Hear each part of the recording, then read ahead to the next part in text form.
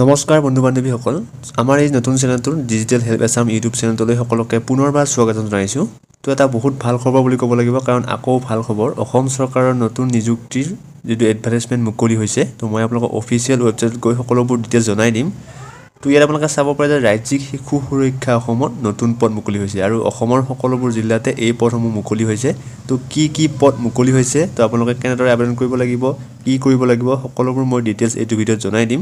কাৰণ এইটো ৰিক্ৰুইটমেণ্ট আপোনালোকে অতি সোনকালে পাব, আৰু যিসকলে নেকি চাকৰি পায় তেওঁলোকে অতি সোনকালে চাকৰিটো কৰিব পাৰিব। কি পদৰ যিটো চাকৰি মুকলি হৈছে সেই সম্পৰ্কে মই এইটো ভিডিঅ'ত আলোচনা কৰিম। তো আপোনালোকে ভিডিঅ'টো ভালদৰে চাই থাকিব। লগতে যিটো ইয়াৰ আপোনাৰ আবেদন কৰাৰ অৰ্হতা, সেইটো আপুনি 10 পাছৰ পৰা পাৰিব আবেদন কৰিব, অৰ্থাৎ নিজৰ ডিষ্ট্ৰিক্টতে চাকৰিটো লাভ কৰিব পাৰিব। তো সকলোবোৰ ডিটেইলছ অফিচিয়েল এডভাৰটাইজমেণ্টসহ মই আপোনালোকক ভালদৰে দেখাই দিম। তো আহক আমি আজি ভিডিঅ'টো আৰম্ভ কৰোঁ। তো ভিডিঅ'টো আৰম্ভ কৰাৰ আগতে যদি আমাৰ চেনেলটো আপোনালোকে এতিয়ালৈ ছাবস্ক্ৰাইব কৰি লোৱা নাই, তেতিয়াহ'লে নিশ্চয় ছাবস্ক্ৰাইব কৰিব নাপাহৰিব, কাৰণ এনেকুৱা ধৰণৰ চাকৰি খবৰ আমি সকলোতকৈ আগতে লৈ আহোঁ। আৰু মই ডাইৰেক্ট অফিচিয়েল ৱেবছাইটলৈ আহিছোঁ, যিটো অসম চৰকাৰৰ ৰাজ্যিক শিশু সুৰক্ষা সমিতিৰ অফিচিয়েল ৱেবছাইট আছে অসম চৰকাৰৰ। তাত গৈ আপোনালোকক দেখাই দিছোঁ। ইয়াত আপোনাৰ যিটো নিউজ এণ্ড নটিফিকেশ্যন আছে, ইয়াত ক্লিক কৰিব, আৰু ইয়াত ক্লিক কৰাৰ লগে লগে আপোনাৰ যিটো অফিচিয়েল PDF আছে সেইটো দেখা পাব। তো ইয়াত আপোনাৰ ক্লিক কৰক, আৰু এইটো হৈছে অফিচিয়েল এডভাৰটাইজমেণ্টটো। তো ইয়াত আপোনালোকে চাব পাৰে যে অসমৰ কোনকেইখন ডিষ্ট্ৰিক্টত মেইনলি এই পোষ্টবোৰ মুকলি হৈছে। তো ভালেকেইখন ডিষ্ট্ৰিক্টত মুকলি হৈছে, প্ৰায়বোৰ ডিষ্ট্ৰিক্টতে মুকলি হোৱা বুলি ক'ব লাগিব ইয়াত, কাৰণ বহুত ডিষ্ট্ৰিক্টতে পদবোৰ মুকলি হৈছে। মই প্ৰথমতে আপোনালোকক কৈ দিছোঁ যে কোনকেইখন ডিষ্ট্ৰিক্টত পদ মুকলি হৈছে: বাক্সা, বিশ্বনাথ, বঙাইগাঁও, চিৰাং, চৰাইদেউ, দৰং, ধেমাজি, ধুবুৰী, ডিব্ৰুগড়, ডিমা হাছাও, ইষ্ট কাৰ্বি আংলং, কোকৰাঝাৰ, গোৱালপাৰা, মৰিগাঁও, নগাঁও, নলবাৰী, শোণিতপুৰ, তামুলপুৰ, তিনিচুকীয়া, চাউথ চালমাৰা, শ্ৰীভূমি, ওদালগুৰি আৰু কামৰূপ মেট্ৰ'। অৰ্থাৎ প্ৰায় গোটেইকেইখন ডিষ্ট্ৰিক্টতে পদ মুকলি হোৱা বুলি ক'ব লাগিব। যথেষ্ট এটা ভাল খবৰ। তো আপোনালোক সকলোৱে ইয়াত আবেদন কৰিব পাৰিব, নিজৰ ডিষ্ট্ৰিক্টতে এইটো চাকৰি লাভ কৰিব। আৰু এইটো চাকৰি কৰিবলৈ আপোনালোকে কোনো ধৰণৰ আবেদন কৰিব নালাগে, কাৰণ এইটো আপোনাৰ ৱাকিং ইণ্টাৰভিউ হ'ব। অৰ্থাৎ যথেষ্ট ভাল খবৰ। চাকৰি আপোনালোকে বেছিদিন এপ্লাই কৰিব নালাগে, যিহেতু ৱাকিং ইণ্টাৰভিউ এটেণ্ড থাকি অতি সোনকালে এইটো ৰিক্ৰুইট কৰিব, অৰ্থাৎ এইটো চাকৰি আপোনালোকে চাকৰি নিযুক্তি দিব। সেইকাৰণে এইটো বিচৰা হৈছে নিজৰ ডিষ্ট্ৰিক্টতে। তো ইয়াত আপোনালোকে চাব পাৰে যে যিহেতু ৱাকিং ইণ্টাৰভিউ হ'ব, তো প্ৰথমতে আপোনালোকে কেইখনমান ডিষ্ট্ৰিক্টৰ কাৰণে 29 জানুৱাৰী তাৰিখে হ'ব, 9টা, 9:30 পৰা 11টাৰ ভিতৰত আপুনি ৰিপৰ্ট থাকিব লাগে, উপস্থিত থাকিব লাগিব ৱাকিং ইণ্টাৰভিউৰ দিনা। আৰু লগত কি নিব লাগিব, কি ডকুমেণ্টছ লাগিব, সকলোবোৰ ডিটেইলছ মই এইটো ভিডিঅ'ত জনাই দিম।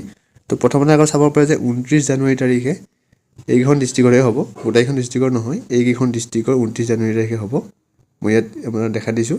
তাৰপিছত আপোনাৰ নেক্সট ডেট এটা দিছে, নেক্সট ডেটটো আপোনাৰ হ'ব 3 ফেব্ৰুৱাৰী তাৰিখে। তো 3 ফেব্ৰুৱাৰী তাৰিখে হ'ব আপোনাৰ এইকেইখন ডিষ্ট্ৰিক্টৰ। ইয়াতো আপোনাৰ ৰিপৰ্টিং টাইমো 10টাৰ পৰা 11টাৰ ভিতৰত আপুনি উপস্থিত থাকিব লাগিব।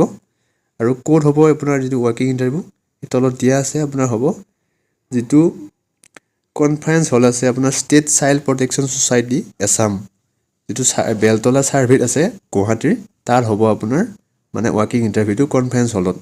তো এইটো অফিচটো মই আপোনালোকে ভালদৰে চাই ল'ব, কাৰণ এইটো আপোনাৰ বেলতলা চাৰ্ভিট আছে গুৱাহাটীৰ। ইয়াত আপোনালোকে আহিব লাগিব। আটাইকেইখন ডিষ্ট্ৰিক্টতে পদটো মুকলি হৈছে, যিহেতু সকলোৱে আবেদন কৰিব পাৰিব বা সকলোৱে ৱাকিং ইণ্টাৰভিউৰ দিনা উপস্থিত থাকিব পাৰিব। তো ইয়াত আপোনাৰ প্ৰথমতে মই যিটো ইয়াত ডিষ্ট্ৰিক্ট ৱাইজ পোষ্ট আছে সেইটো কৈ দিছোঁ। কি পোষ্ট আছে ডিষ্ট্ৰিক্ট ৱাইজ, প্ৰথম যিটো আপোনাৰ পোষ্ট আছে মেইন যিটো পোষ্ট আছে সেইটো আপোনাৰ চাইল্ড হেল্পলাইন ছুপাৰভাইজাৰ। ইয়াত আপোনাৰ 15টা পোষ্ট আছে।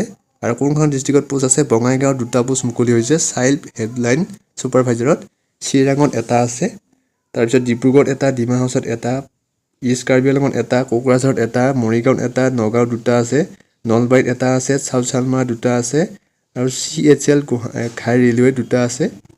তাৰপিছত কেছ ৱৰ্কাৰৰ পোষ্ট মুকলি আছে আপোনাৰ 10টা, বিশ্বনাথত এটা, চৰাইদেউত এটা, দৰঙত এটা, ধুবুৰীত এটা, শোণিতপুৰত এটা, চাউথ চালমাৰত এটা, ওদালগুৰিত এটা, শ্ৰীভূমি জিলাত এটা, বঙাইগাঁৱত এটা আৰু বাক্সাত এটা।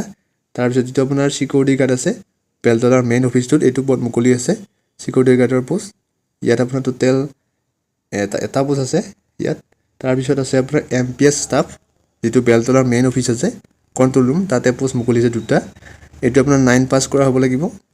তাৰপিছত আৰু যিটো আপোনাৰ চিকিউৰিটি গাৰ্ড পোষ্টটো আছে সেইটো HSLC পাছ কৰা হ'ব লাগিব, দৰমহা 12,000 টকা, আৰু 9 পাছৰ যিহেতু 9,000 টকা দৰমহা হ'ব প্ৰতি মাহে। তাৰপিছত নেক্সট ওপৰকেইটা পোষ্ট মুকলি আছে কি এডুকেশ্যন কোৱালিফিকেশ্যন লাগিব সকলোবোৰ ডিটেইলছ মই আপোনালোকক জনাই দিছোঁ। ইয়াত আপোনাৰ যিটো কেছ ৱৰ্কাৰ আছে সেইটো 12 পাছ কৰা হ'ব লাগিব। কেছ ৱৰ্কাৰৰ পোষ্টৰ কাৰণে আপুনি 12 পাছ কৰা হ'ব লাগিব আৰু আপোনাৰ ভাল কমিউনিকেশ্যন স্কিলটো লাগিব। আৰু যদি আপোনাৰ এক্সপিৰিয়েঞ্চ আছে তেতিয়াহ'লে ইয়াত প্ৰিফাৰেঞ্চ দিয়া হ'ব, আপুনি চাকৰিটো পোৱাত বেছি সহায় হ'ব। তাৰপিছত নেক্সট পোষ্টৰ কাৰণে আপোনাৰ যিটো চাইল্ড হেল্পলাইন ছুপাৰভাইজাৰ সেইটো পোষ্টৰ কাৰণে আপুনি গ্ৰেজুৱেট কৰা হ'ব লাগিব, অৰ্থাৎ বেচেলৰ আৰ্টছত আপুনি BA কৰা হ'ব লাগিব, ছ'চিয়েল ৱৰ্ক, ছ'চিয়লজি আৰু কম্পিউটাৰ ছায়েন্সত আপুনি এইকেইটা ছাবজেক্ট থাকিব লাগিব। তাৰপিছত যদি আপোনাৰ ইয়াত এক্সপিৰিয়েঞ্চ আছে তেতিয়াহ'লে আপোনাৰ বেছি প্ৰিফাৰেঞ্চ দিব, 16,000 টকা মাহিলী দৰমহা। তাৰপিছত নেক্সট পোষ্টটো আছে আপোনাৰ কাউন্সিলাৰৰ 6টা পোষ্ট আছে। ইষ্ট কাৰ্বি আংলঙত এটা আছে, বঙাইগাঁৱত এটা আছে, চাউথ চালমাৰত এটা আছে, তামোলপুৰত এটা আছে, তিনিচুকীয়াত এটা আছে, গোৱালপাৰাত এটা আছে। ইয়াতো আপোনাৰ গ্ৰেজুৱেট কৰা হ'ব লাগিব। আৰু প্ৰজেক্ট কোঅৰ্ডিনেটৰত আপোনাৰ 4টা পোষ্ট আছে, ইয়াতো ডিষ্ট্ৰিক্ট ৱাইজ পোষ্ট ভাগ কৰি দিছে। আৰু ইয়াত আপোনাৰ যিহেতু প্ৰথম পোষ্টত কল অপাৰেটৰ পোষ্ট আছে, এইটো মেইন যিটো আপোনাৰ বেলতলাৰ অফিচ আছে তাত আহিব। এইটো 4টা পোষ্ট আছে ইয়াত আপুনি ডিগ্ৰী কৰা হ'ব লাগিব, 2 বছৰৰ আপোনাৰ এক্সপিৰিয়েঞ্চ লাগিব এইটো পোষ্টৰ কাৰণে। তো অফিচিয়েল যিটো এডভাৰটাইজমেণ্ট আছে এইটো আপোনালোকে ভালদৰে চাবলৈ আমাৰ যিটো অফিচিয়েল ৱেবছাইট আছে বা আমাৰ ভিডিঅ'ৰ ডেছক্ৰিপশ্যন আছে তাত পাই যাব লিংকটো, তাৰ পৰা আপুনি ডাউনলোড কৰি চাব পাৰিব। আৰু ইয়াত আপোনাৰ এইকেইটা পোষ্টৰ কাৰণে যিটো ৱৰ্কিং ইণ্টাৰভিউ হ'ব আৰু এইটো সম্পূৰ্ণ কণ্ট্ৰেকচুৱেল বেচিছ পোষ্ট হ'ব, অৰ্থাৎ পাৰ্মানেণ্ট ভেকেঞ্চি নহয়, এইকেইটা কণ্ট্ৰেকচুৱেল বেচিছ হয়। তো কণ্ট্ৰেকচুৱেল বেচিছত আপুনি চাকৰি কৰিব। আৰু আপোনালোকে ৱৰ্কিং ইণ্টাৰভিউ দিবলৈ লগত কি নিব লাগিব ইয়াত উল্লেখ আছে। প্ৰথমতে নিব লাগিব আপুনি ষ্টেণ্ডাৰ্ড ফৰ্ম ফিল আপ কৰি, যিটো পোষ্টত এপ্লাই কৰিছে সেইটো পোষ্টৰ নাম লিখি আপুনি ষ্টেণ্ডাৰ্ড ফৰ্ম ফিল আপ কৰিব লাগিব। তাৰপিছত এডুকেশ্যন কোৱালিফিকেশ্যন, তাৰপিছত এজ প্ৰুফৰ কাৰণে আপুনি মেট্ৰিকৰ বা HSLC চাৰ্টিফিকেট নিব লাগিব, ভোটাৰ ID, আধাৰ কাৰ্ড, আৰু যিটো আপুনি পোষ্টত এপ্লাই কৰিছে যদি সেইটো পোষ্টত এক্সপিৰিয়েঞ্চ লাগে বা যদি আপোনাৰ এক্সপিৰিয়েঞ্চ আছে তেতিয়াহ'লে এক্সপিৰিয়েঞ্চ চাৰ্টিফিকেট লগত নিব লাগিব। এজ লিমিটটো আপোনাৰ 21ৰ পৰা 38 বছৰৰ ভিতৰত আপুনি এপ্লাই কৰিব পাৰিব, অৰ্থাৎ যথেষ্ট এজ লিমিট দিয়া আছে।